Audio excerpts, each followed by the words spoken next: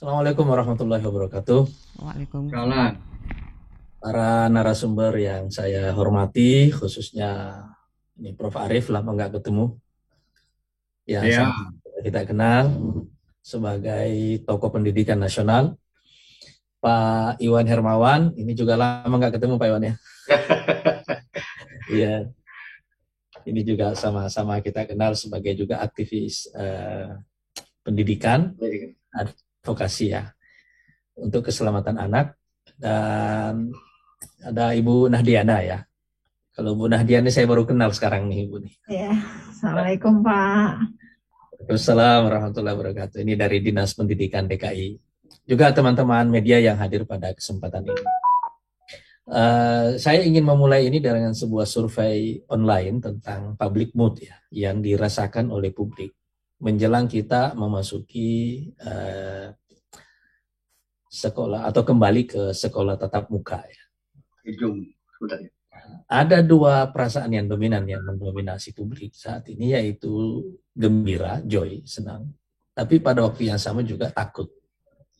Gembira karena akhirnya sepertinya kita akan kembali hidup normal ya, ketika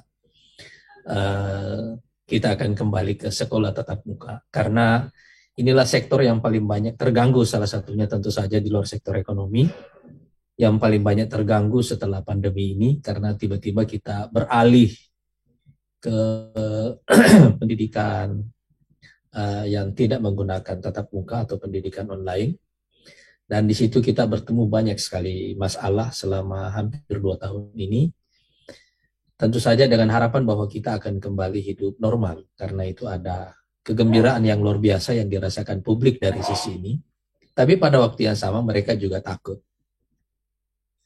Apakah ini tidak akan mengembalikan kita kepada era tidak normal kembali dengan penyebaran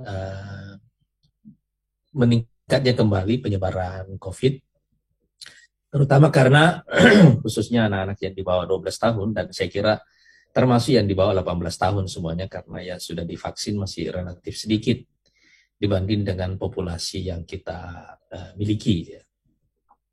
Karena itu ada perasaan tidak aman waktu masyarakat ingin kembali ke era sekolah tatap muka. Di antara perasaan senang, joy, dan juga perasaan takut ini, saya kira akhirnya kita berhadapan dengan satu fakta yang keras, bahwa pandemi ini merubah kehidupan kita secara keseluruhan. Dan di antara sektor yang paling akan berubah secara keseluruhan adalah transformasi menuju era digital. Saya kira tantangan pendidikan yang paling berat sekarang, terlepas apakah kita tatap muka atau tidak, tetapi kita akan melakukan transformasi menuju era digital, dan semua negara di seluruh dunia dipaksa untuk segera masuk ke era itu. Tapi kita punya masalah dari hampir 2 tahun kita melakukan pendidikan online ini, bahwa infrastruktur digital kita ini tidak cukup memadai. Jadi ini juga merupakan satu hikmah di balik krisis ini, bahwa ini membuka mata kita terhadap hal-hal yang harus menjadi prioritas kita. Yang kedua, bersamaan dengan shifting ke era digital itu, juga kita melihat ada kendala budaya pada saat kita ingin melakukan shifting menuju era digital itu. Kesiapan bukan hanya infrastruktur digital kita yang kurang ketika kita akan memasuki era sekolah online, tapi juga kultur kita itu harus menyesuaikan diri, termasuk diantaranya adalah cara kita menyampaikan atau cara kita mendidik orang secara online yang telah kita lalui ini. Nah, sekarang pertanyaannya adalah, terlepas dari pro kontra soal tatap muka ini nanti, karena berhubungan dengan virus, kita berhadapan dengan satu fakta yang keras, bahwa fenomena pandemi ini masih akan berlangsung lebih lama daripada yang kita duga. Dan rasanya kita tidak akan kembali hidup seperti hidup yang kita lalui sebelum era pandemi. Jadi seluruh aspek kehidupan kita ini akan berubah. Tetapi begitu kita melakukan shifting ke arah ke era digital seperti ini, sebenarnya di sini juga tersedia satu peluang yang luar biasa. Di antaranya adalah peluang untuk membuat pendidikan itu jauh lebih murah daripada yang sudah kita lakukan selama ini. Dan dengan daya jangkau yang sangat luas sekali, seandainya ada infrastruktur digital yang memungkinkan itu terjadi. Kalau kita belajar misalnya dari negara-negara yang sumber income-nya, sumber pendapatannya secara nasional banyak disuplai dari sektor pendidikan karena orang asing yang belajar di sana seperti Inggris misalnya, Amerika, juga Australia misalnya, umumnya lah negara-negara maju di Eropa. Sekarang ini kan merupakan satu pukulan telak juga bagi mereka.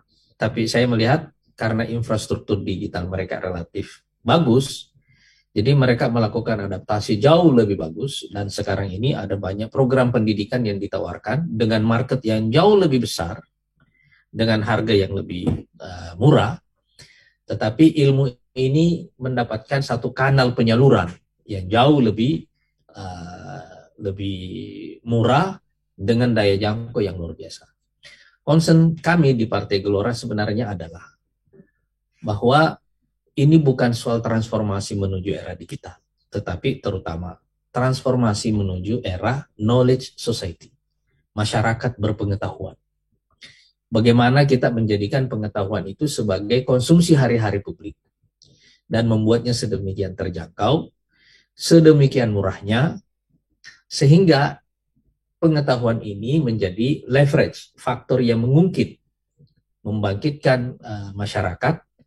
Dan karena itu kita membuka dialog pada sore hari ini untuk mendengarkan ide-ide dari para pakar kita atau aktivis yang bergerak di bidang ini. Saya kira ini tidak akan selesai dalam satu diskusi pendek seperti ini, tapi setidaknya kami di Gelora sudah membuka dialog penting ini, dan sebenarnya ada satu pesan yang saya rasa penting untuk saya sampaikan pada kesempatan ini kepada pemerintah, bahwa mereka harus menjadikan infrastruktur digital ini sebagai prioritas utama mereka pada tahun-tahun sekarang ini. Dan saya kira kalau ada satu legacy yang bisa diandalkan oleh Pak Jokowi adalah pada sisa 3 tahun periode beliau ini, beliau bisa memberikan fokus yang besar kepada penyelesaian pengembangan infrastruktur digital untuk membantu seluruh sektor kehidupan kita, bukan hanya dalam ekonomi, tapi juga terutama dalam bidang